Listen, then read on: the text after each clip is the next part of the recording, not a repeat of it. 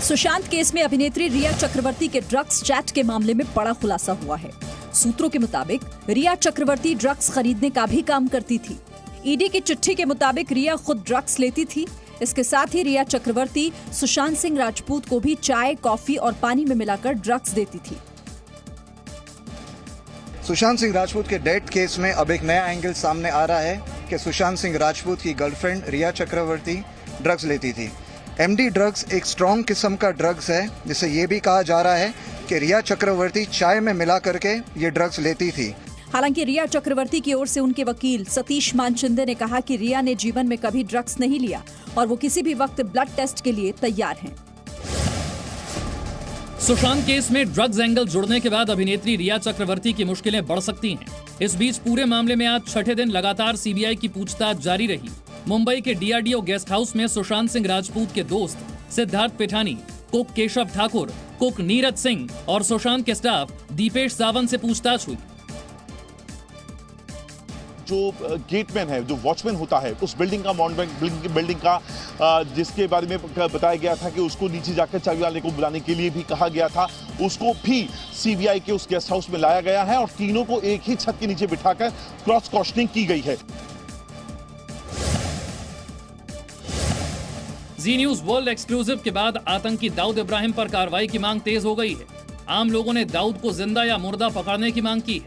खासकर मुंबई बम धमाके के पीड़ितों को इसे लेकर प्रधानमंत्री मोदी से उम्मीद है। उनको सजा मिलनी चाहिए, बस उनको खाली सजा मिलनी चाहिए, उसको इंडिया लाना चाहिए भारत में। मैं तो बोलता लादेन की तरह घुस के मारो या इंडिया के स्वाधीन कर दो, उसको तो फांसी ही फांसी है। लोगों की हाय उसको सताएगी। वहीं राजनीतिक दलों ने भी आतंकी दाऊद इब्राहिम को सख्त सजा दिए जाने की मांग की है। पाकिस्तान को चाहिए कि वो दाऊद इब्राहिम को भारत के हवाले करे, क्योंकि वो मुंबई बम ब्लास्ट का मुख्य अभियुक्त है। पाकिस्तान आतंकवादियों की पनाहगाह बन गई है। इस बीच सूत्रों के मुताबिक आतंकी दाऊद इब्राहिम खुद पर किसी भी कार्रवाई की आशंका से डर गया है और पाकिस्तान में अपना ठिकाना बदलने के लिए आईएसआई से मदद मांगी। नीट जेईई परीक्षा को रोकने के लिए विपक्ष सुप्रीम कोर्ट जाएगा। आज कांग्रेस की अंतरिम अध्यक्ष सोनिया गांधी ने गैर बीजेपी शासित राज्यों के मुख्यमंत्रियों के साथ बैठक की। इसमें पश्चिम बंगाल के मुख्यमंत्री ममता बनर्जी, महाराष्ट्र के मुख्यमंत्री उद्धव ठाकरे और झारखंड के मुख्यमंत्री हेमंत सोरेन समेत 7 मुख्यमंत्री शामिल थे। ममता बनर्जी ने नीट और जेईई की परीक्षा का मुद्दा उठाया है और उन्होंने कोरोना महामारी के बीच हो रही परीक्षा को स्थगित करने के लिए सुप्रीम कोर्ट जाने की सलाह दी। इस बीच जेईई नीट की सितंबर में होने वाली परीक्षाओं को लेकर उठ रहे सवालों पर विराम लगाते हुए केंद्रीय शिक्षा मंत्री रमेश पोखरियाल निशंक ने कहा है कि छात्र और अभिभावक भी यही चाहते हैं कि छात्रों का साल खराब ना हो। जेईई के जो कुल छात्र थे वो 8.58 लाख छात्रों ने अपना रजिस्ट्रेशन किया था और उसमें से कल तक 7,25,000 छात्रों ने एडमिट कार्ड को डाउनलोड कर दिया। कोरोना महामारी के बीच हो रही नीट और जेईई की परीक्षा को लेकर सियासत भी हो रही है। दिल्ली के उप मुख्यमंत्री और आम आदमी पार्टी के नेता मनीष सिसोदिया ने कहा है कि छात्रों की परेशानी पर केंद्र सरकार ने अपनी आंखें बंद कर ली हैं, जबकि जेडीयू ने कहा है कि छात्रों के भविष्य के मुद्दे पर सियासत ठीक नहीं है। जिस व्यवस्था के दम पर आप 28 लाख बच्चों को फोर्स कर रहे हैं कि आप एग्जाम सेंटर में आइए, उस व्यवस्था के दम पर उस व्यवस्था को लागू करते हुए देश के बहुत लोगों को कोरोना हो चुका है। मुझे बहुत कष्ट है कि शिक्षा जैसे विषय पर और छात्रों के भविष्य को लेकर के भी राजनीतिक चर्चाएं कर जोर पकड़ती। सरकार ने अपना पक्ष रखा है। विश्वविद्यालयों के कुलपति इस राय के हैं कि समय पर ही ये परीक्षाएं होनी चाहिए। उत्तर प्रदेश के कानपुर में हिंदू लड़कियों का धर्म परिवर्तन करके शादी करने के आरोपों की जांच अब एसआईटी करेगी। लड़कियों के परिवार वालों की मांग पर कानपुर के आईजी ने यह आदेश दिया। आरोप है कि जूही इलाके में एक गैंग पहले हिंदू लड़कियों का ब्रेन वॉश करते हैं और उसके बाद धर्म परिवर्तन कर उनकी मुस्लिम लड़कों से शादी करा दी जाती है। इलाके में इस तरह के अब तक 5 मामले आ चुके हैं। बच्चियों का ब्रेन वॉश करके इन बच्चियों को बरगला करके ले जाया गया है और उनका धर्म परिवर्तन करके मैरिज की गई है। तो इसके लिए एक SIT की टीम एक राजपत्रित अधिकारी के नेतृत्व में गठित की जा रही है, जो इन सारे प्रकरणों की जांच करेगी। पूरे मामले पर VHP समेत राजनीतिक पार्टियों ने भी कार्रवाई की मांग की है। अब जो नए ट्रेंड चले हैं, अपहरण करना, धर्म परिवर्तन कराना, मार देना, अबॉर्शन कराना, मैं इस तरह की घृणित क्रियाओं को कल्पना भी नहीं कर सकता, इसलिए मैं इस तरह की तमाम प्रक्रिया को रिजेक्ट करता हूं। हाथों में हरतालिका तीज व्रत कथा की ये किताब लेकर सुष्मिता सिन्हा नाम की इस महिला का ये वीडियो विवादों में आ गया है। सोशल मीडिया पर अपलोड किए गए इस वीडियो में सुष्मिता ने हिंदू देवी देवताओं पर अपमानजनक टिप्पणी की है। किताब के लिए मैंने 15 रुपए खर्च किए। अब ये किताब मेरे किसी काम की नहीं है। अब सोशल मीडिया पर इस युवती को गिरफ्तार करने की मांग हो रही है। बीजेपी ने भी कड़ी कार्रवाई की मांग की है।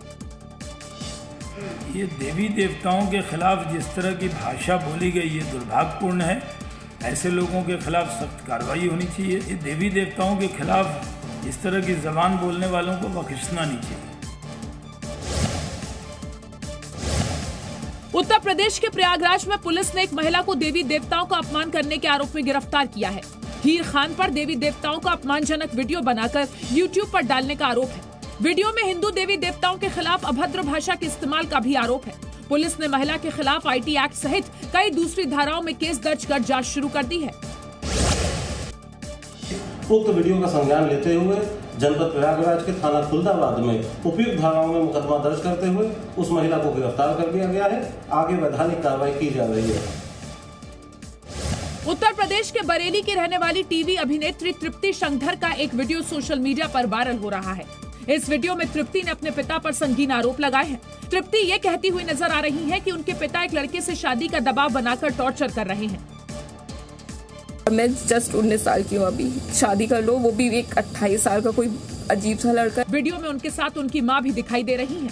अभिनेत्री ने वीडियो के जरिए बरेली पुलिस से सुरक्षा की गुहार लगाई है। जैसे वीडियो हमारे संज्ञान में आया, हम उनके पिता को जो ग्रीन पार्क थाना बरेली क्षेत्र में रहते हैं उनको हिरासत में ले लिया है। उनसे पूछताछ की जा रही है और जो कार्रवाई चाहेगी, जो उस पर विधिक कार्रवाई संभव है, उसके आधार पर हम इस पर कार्रवाई करेंगे।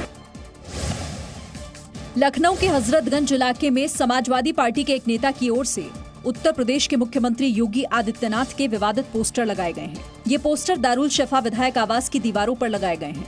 समाजवादी पार्टी नेता विकास यादव की ओर से लगाए गए इस पोस्टर में राज्य में ब्राह्मणों पर हो रहे अत्याचार और भ्रष्टाचार की बात कही गई है। इसके साथ ही भगवान परशुराम की फोटो के साथ समाजवादी पार्टी के अध्यक्ष अखिलेश यादव को ब्राह्मणों का रक्षक दिखाया गया है। बीजेपी ने पूरे मामले पर कहा है कि विपक्ष के पास कोई मुद्दा नहीं है और पोस्टर के जरिए उसकी ये हताशा सामने आ रही है। समाजवादी पार्टी के पास तो अब लगता है कि जैसे न कोई मुद्दा रह गया, न कार्यकर्ता रह गया, एक सुबह उठकर ट्वीट कर देना या इस प्रकार के पोस्टरबाजी करना, यही इनका रह गया है। केरल के तिरुवनंतपुरम में सचिवालय में आग लगने की घटना को लेकर राज्य में आज कांग्रेस और बीजेपी ने प्रदर्शन किया। तिरुवनंतपुरम और कोच्चि में हुए इस विरोध प्रदर्शन में दोनों पार्टियों ने आग के जरिए सोने की तस्करी के मामले से संबंधित महत्वपूर्ण फाइलें नष्ट करने की साजिश का आरोप लगाया है।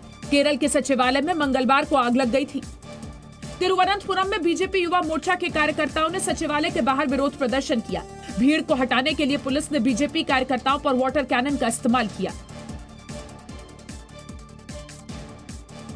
कोच्चि में यूथ कांग्रेस के कार्यकर्ताओं ने फाइल के साथ प्रदर्शन किया, जिसके बाद पुलिस ने उन पर हल्का लाठीचार्ज किया और उन्हें हिरासत में ले लिया।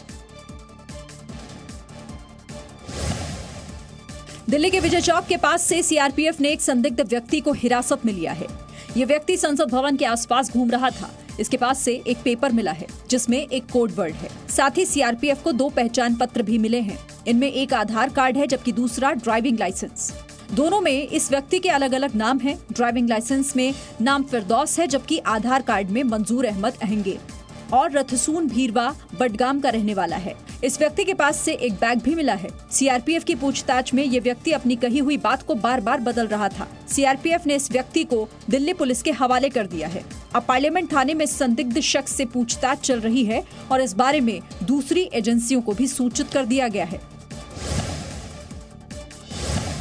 भड़काऊ भाषण और दिल्ली दंगों के आरोपी शर्जील इमाम को दिल्ली पुलिस की स्पेशल सेल ने गैर कानूनी गतिविधियां रोकथाम अधिनियम यानी यूएपीए की धारा लगाकर गिरफ्तार किया है। शर्जील इमाम को दिल्ली पुलिस प्रोडक्शन वारंट पर रविवार को असम से लेकर आई थी। शर्जील इमाम असम की गुवाहाटी जेल में बंद था। दिल्ली पुलिस उसे 21 जुलाई को राजधानी लाने वाली थी, लेकिन दिल्ली के लिए रवाना होने से ठीक पहले उसे कोरोना वायरस का संक्रमण हो गया। दिल्ली पुलिस ने नागरिकता संशोधन कानून के खिलाफ हुए विरोध प्रदर्शन के दौरान कथित भड़काऊ भाषण देने के मामले में 25 जुलाई को शर्जील इमाम के खिलाफ आरोप पत्र दायर किया था। दिल्ली के पटियाला हाउस अदालत में दायर की गई 600 पेज की इस चार्जशीट में शर्जील इमाम के खिलाफ आईपीसी की धारा 124A समेत कई धाराओं में आरोप लगाए गए थे। कोरोना संक्रमण की वजह से ईएमआई बाद में चुकाने की सहूलियत देकर ब्याज वसूलने की नीति पर सुप्रीम कोर्ट में सुनवाई हुई। सुप्रीम कोर्ट ने कहा कि इसे बैंकों की मर्जी पर नहीं छोड़ा जा सकता, सरकार को अपना रुख स्पष्ट करना चाहिए। सुप्रीम कोर्ट ने कहा कि लोगों की तकलीफ को दरकिनार कर सिर्फ व्यापारिक नजरिए से नहीं सोचा जा सकता। याचिकाकर्ता ने दलील दी कि केंद्र सरकार की तरफ से सुनवाई को बार बार टालने की मांग की जा रही है। अभी तक कोई भी हलफनामा दाखिल नहीं किया गया। रिजर्व बैंक की ओर से भी कोई हलफनामा दाखिल नहीं किया गया है। इस पर कोर्ट ने सरकार से जल्द फैसला देकर जवाब दाखिल करने को कहा। मामले की अगली सुनवाई 1 सितंबर को होगी। फेसबुक के खिलाफ दिल्ली विधानसभा की कमेटी ने सुनवाई शुरू कर दी है। 3 गवाहों ने कमेटी के सामने बयान दर्ज कराए हैं। कमेटी के अध्यक्ष राघव चड्ढा ने कहा है कि फेसबुक निष्पक्ष नहीं है। उन्होंने फेसबुक पर राजनीतिक दलों से साठगांठ का आरोप लगाया है। फेसबुक का क्या रोल रहा दिल्ली दंगा 2020 में, उसकी जांच होनी चाहिए। इसी के साथ साथ फेसबुक के कुछ आला अधिकारियों का नाम आज की कमेटी बैठक में आया। देश में कोरोना संक्रमण के 32 लाख से ज्यादा केसेस हो गए हैं। स्वास्थ्य मंत्रालय के मुताबिक 24 घंटे में 67,151 नए केस आए हैं। 1,059 लोगों की मौत हुई है। देश में अब तक कोरोना वायरस से 32,34,474 लोग संक्रमित हो चुके हैं। इनमें से 24,67,758 लोग इलाज से ठीक हो चुके हैं। इलाज से ठीक होने वाले मरीजों की दर बढ़कर 76.29 हो चुकी है। देश में 7,07,267 संक्रमित मरीजों का इलाज चल रहा है। कोरोना संक्रमण से अब तक 59,449 मरीजों की मौत हुई है। देश में 25 अगस्त तक 3,76,00,000 से ज्यादा कोरोना सैंपल के टेस्ट किए गए। इनमें कल 8,23,992 कोरोना सैंपल के टेस्ट हुए। दिल्ली में अब हर रोज कोरोना सैंपल के 40,000 टेस्ट होंगे। ये दावा दिल्ली के मुख्यमंत्री अरविंद केजरीवाल ने किया है। दिल्ली में कोरोना संक्रमित मरीजों के बढ़ते आंकड़ों के बाद आज अरविंद केजरीवाल ने एक मीटिंग की। इस मीटिंग में दिल्ली के स्वास्थ्य मंत्री, मुख्य सचिव समेत स्वास्थ्य विभाग के कई अधिकारी मौजूद थे। मीटिंग के बाद अरविंद केजरीवाल ने कहा कि पिछले कुछ दिनों से दिल्ली में कोरोना संक्रमण के केस जरूर कुछ बढ़े हैं, हालांकि संक्रमण से होने वाली मौतों का आंकड़ा घटा है। हमारी तैयारियां पूरी हैं। आज अगर हम अस्पतालों के अंदर बेड्स देखें तो 14,130 बेड्स हैं हमारे पास हॉस्पिटल्स में। उनमें से 10,000 आज 448, 10,500 बेड खाली हैं। रूस ने अपनी कोरोना वैक्सीन स्पुतनिक 5 के उत्पादन में भारत से सहयोग मांगा है। सूत्रों के मुताबिक रूस की सरकार ने भारत सरकार से इसे लेकर संपर्क किया है। इसमें कोरोना वैक्सीन स्पुतनिक 5 के उत्पादन के साथ साथ तीसरे चरण के क्लिनिकल ट्रायल के लिए सहयोग मांगा गया है। रूस के इस प्रस्ताव पर कोरोना वैक्सीन को लेकर बनी राष्ट्रीय विशेषज्ञ समूह की 22 अगस्त की बैठक में चर्चा हुई थी। मीडिया रिपोर्ट के मुताबिक रूस कोरोना की एक और वैक्सीन लॉन्च करने वाला है। दावा है कि पहली वैक्सीन लगाने के बाद लोगों में जो साइड इफेक्ट दिखे थे, नई वैक्सीन की डोज से ऐसा नहीं होगा। वैक्सीन का नाम एपीवैक कोरोना रखा गया है। इसका ट्रायल सितंबर में पूरा होगा। केरल के श्री पद्मनाभ स्वामी मंदिर का द्वार आज से भक्तों के लिए खोल दिया गया। संक्रमण से सुरक्षा को ध्यान में रखते हुए मंदिर में प्रवेश का समय तय किया गया है। श्रद्धालुओं को सुबह 8 बजे से 11 बजे तक मंदिर में प्रवेश की अनुमति दी गई है, जबकि शाम के समय में 5 बजे से दीप आराधना तक मंदिर में प्रवेश की अनुमति है। हालांकि आज सुबह मंदिर के कपाट खुलने के बाद परिसर में श्रद्धालुओं की ज्यादा भीड़ दिखाई नहीं दी। इस दौरान सामाजिक दूरी के साथ साथ कोरोना से बचाव की कई सावधानियां बरती गयी। तिरुवनंतपुरम का पद्मनाभ स्वामी मंदिर कोरोना की वजह से मार्च में लॉकडाउन के बाद बंद किया गया था। नोएडा में आज खिलौने बनाने वाली फैक्ट्री में आग लग गई। फैक्ट्री नोएडा के सेक्टर 63 में है, जहां लकड़ी के खिलौने बनाए जाते थे। आग लगने की सूचना मिलते ही फायर ब्रिगेड की टीम मौके पर पहुंची। इस हादसे में अभी तक किसी के हताहत होने की सूचना नहीं है।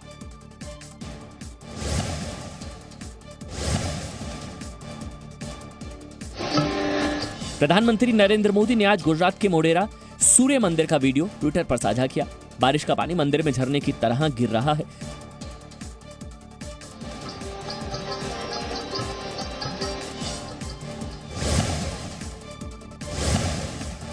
जम्मू कश्मीर में लगातार बारिश हो रही है। तेज बारिश की वजह से जम्मू के गाड़ीगढ़ इलाके का एक पुल क्षतिग्रस्त हो गया। नदी नालों का जलस्तर बढ़ गया है। पहले पुल के पास की जमीन में कटाव हुआ, उसके बाद गंग्याल जीवन नगर को गाड़ीगढ़ से जोड़ने वाला पुल ढह गया। पुल के साथ साथ आसपास की सड़क भी बुरी तरह प्रभावित हो गई है। नदी के तेज बहाव में जमीन ढह गई है, लिहाजा फसल भी बर्बाद हो रही है। कई लोगों के खेत भी जमीन में कटाव के बाद ढह गए हैं। नदी के किनारे पर बसे गांव का संपर्क टूट चुका है। स्थानीय लोगों को भारी दिक्कतों का सामना करना पड़ रहा है। जम्मू कश्मीर के राजौरी में लगातार हो रही बारिश की वजह से बाढ़ जैसे हालात बन गए हैं। राजौरी में बहने वाली सकटोह और दरहाली नदियों का जलस्तर खतरे के निशान से ऊपर पहुंच गया है, जिसकी वजह से राजौरी जिले में बाढ़ जैसे हालात बन गए हैं। नदी के किनारे पर बसे इलाकों में जमीन के कटाव का खतरा बढ़ गया है। पानी का बहाव तेज है और राजौरी में कभी भी स्थिति बेहद गंभीर हो सकती है। ओडिशा के कई जिलों में भारी बारिश के बाद बाढ़ का खतरा बढ़ गया है। केंदुझर में वैतरणी नदी का जलस्तर लगातार बढ़ता जा रहा है। नदी खतरे के निशान से ऊपर बह रही है। एक हफ्ते से हो रही बारिश की वजह से कई इलाकों में पानी भर गया है। कई गांव का सड़क संपर्क भी टूट चुका है। ओडिशा के जाजपुर में भी ऐसी ही स्थिति है। लगातार हो रही बारिश ने बाढ़ जैसे हालात बना दिए हैं। जाजपुर जिले के कलिंग नगर में भारी बारिश से जगह जगह पानी भर गया। यहाँ पिछले 2 दिन से लगातार बारिश हो रही है। वहीं मयूरभंज में बीते एक हफ्ते से तेज बारिश हो रही है। बारिश और बाढ़ की वजह से मयूरभंज में एक इमारत गिर गई। जानकारी के मुताबिक ये इमारत पुरानी हो चुकी थी। हालांकि लगातार बारिश की वजह से हुए इस हादसे में कोई हताहत नहीं हुआ है। उत्तर प्रदेश के मुरादाबाद में बहने वाली रामगंगा नदी का जलस्तर बढ़ गया है। आसपास के गांव और खेतों में पानी भर गया है। फसल को नुकसान पहुंचा है। मुरादाबाद से नैनीताल और टिहरी गढ़वाल को जोड़ने वाले हाईवे पर पानी भर गया, जिसकी वजह से इस मार्ग से गुजरने वाले लोगों को परेशानी हो रही है। मुरादाबाद लोक निर्माण विभाग सड़क को कटाव से बचाने का काम कर रहा है। वहीं वाराणसी में गंगा नदी का जलस्तर लगातार बढ़ता जा रहा है। घाट पर बने कई मंदिरों तक पानी पहुंच गया है।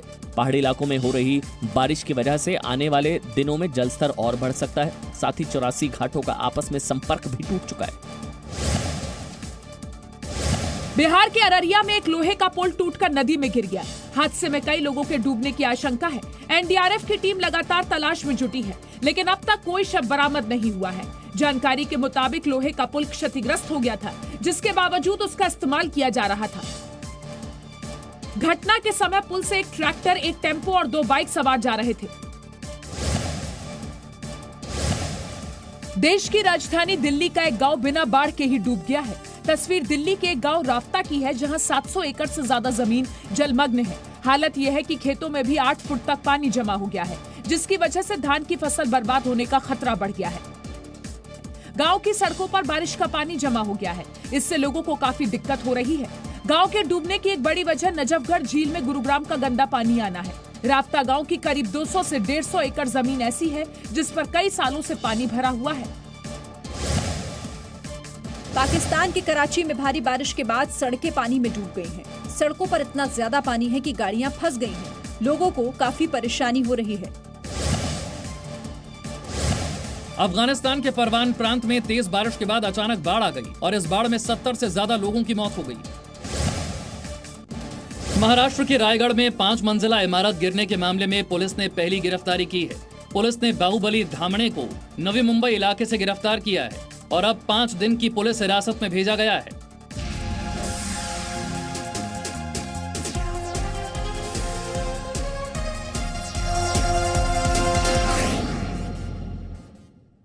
Presenting B News app, available on Google Play and App Store. Download it now.